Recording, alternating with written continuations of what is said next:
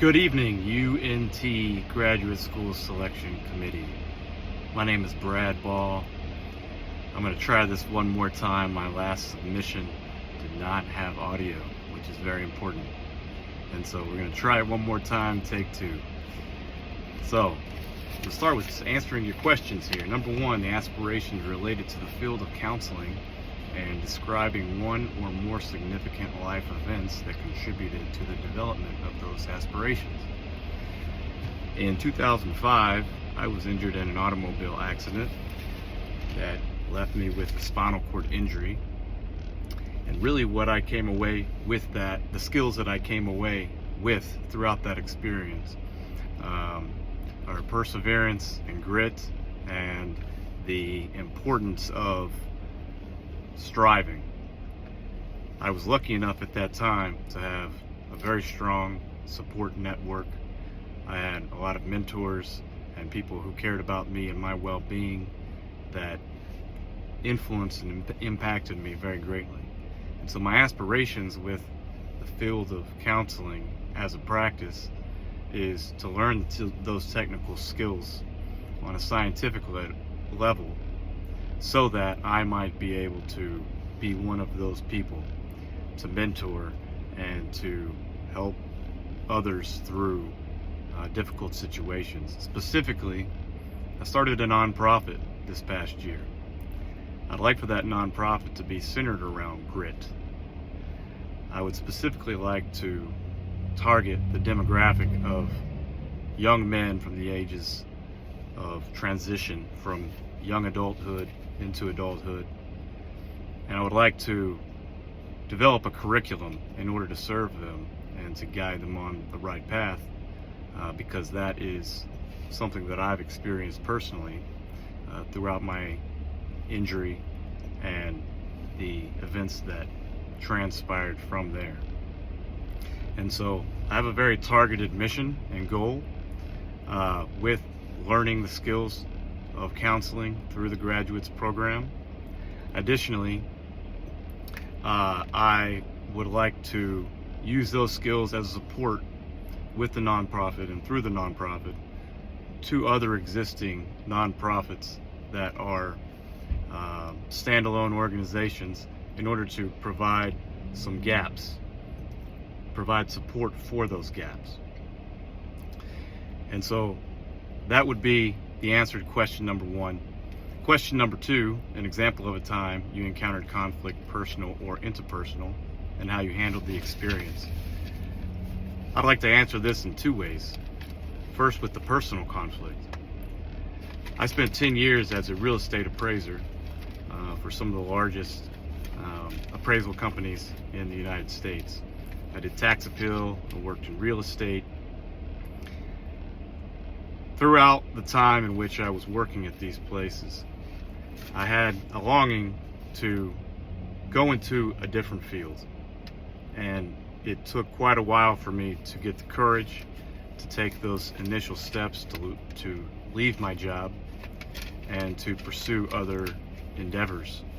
Specifically, this endeavor is something that's been on my mind for quite a while, and I'm very excited to finally step into the arena of counseling, and specifically providing help for those young men in our community to try to offer character building and life skills. So that's the personal conflict. The interpersonal conflicts that I've dealt with, I could choose a number of examples, but the one that I will highlight here in this video is that I've played wheelchair basketball for the last 20 years. After I was injured in the automobile accident that I was in 2005, I almost immediately started picking up other adaptive sports, and specifically basketball is the one that I gravitated towards. I went to school at the University of Alabama. At that time, they were a budding program, second year of the program. And if you look them up now, the University of Alabama has a wealth of resources and They've been able to really grow their program, both men's and women's, and I feel very proud to have been a part of that on the ground floor. But throughout that time as a player at the University of Alabama, I myself and my co-captain and peer, Jeremy Wilbroy, the other co-captain, were tasked with team cohesion and mitigating conflict between teammates, mitigating conflict between coaches and players, and creating an environment and culture that would allow us to reach our potential as a team. At times that was difficult. There were egos to manage. I had to set aside my own personal biases in order to accomplish these goals, but it helped me to develop problem-solving skills, to be solution-oriented, and to reach my own potential. And so that's the interpersonal conflict that I'd like to highlight there. Number 3, activities that demonstrate commitment to the field of counseling. I have quite a few here. One is that I've been volunteering for the past 3 to 6 months at an elderly home, a nursing home in Gainesville, Texas. I call bingo there. I also have a program in which I've linked up with the local elementary school, and they write letters to the seniors. These are small programs that I wanted to implement that were low cost but high impact. Additionally, I've volunteered at REACH Denton, which is the Denton branch of a disability services community. I initially entered the REACH offices to understand what programs I might be able to be a beneficiary for. And in speaking with the director there and developing a relationship with her and the rest of the program coordinators, I have since gone back and volunteered my time to spend time with peers, other people who are in similar situations as myself, those in the IDD community, etc. So that's one other example. The third is the one that's the most personal to me, which is developing the nonprofit and trying to develop a vision for where I want to guide the rest of my life and use the technical skills that I can learn through this counseling program. My ultimate goal would be, as I mentioned before, to have program curriculum centered around guiding youth, young men from adolescent into childhood age to help them navigate the world and to develop intangible skills aside from the classroom in order to thrive. And then the last would be that I like to read. If you put me in a Barnes and Nobles, I'll naturally gravitate towards the psychology section. And these indicators are what have driven me toward making the decision to apply for grad school at UNT.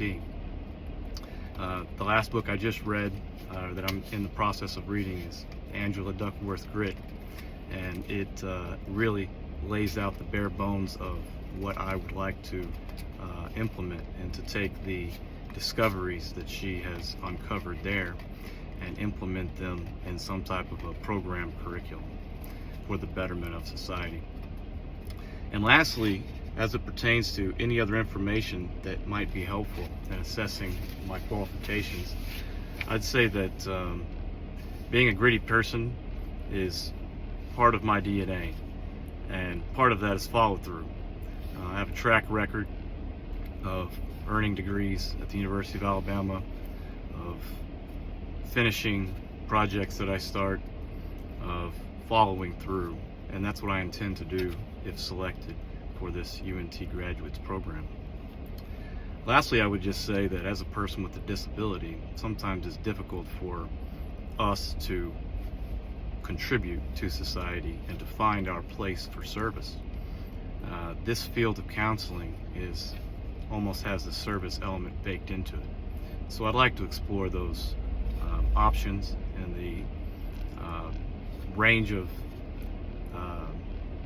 possibilities as it pertains to the nonprofit and the field of clinical counseling. So anyway, thank you for listening to me. I'm out of time, and I hope to hear from you again. Thank you.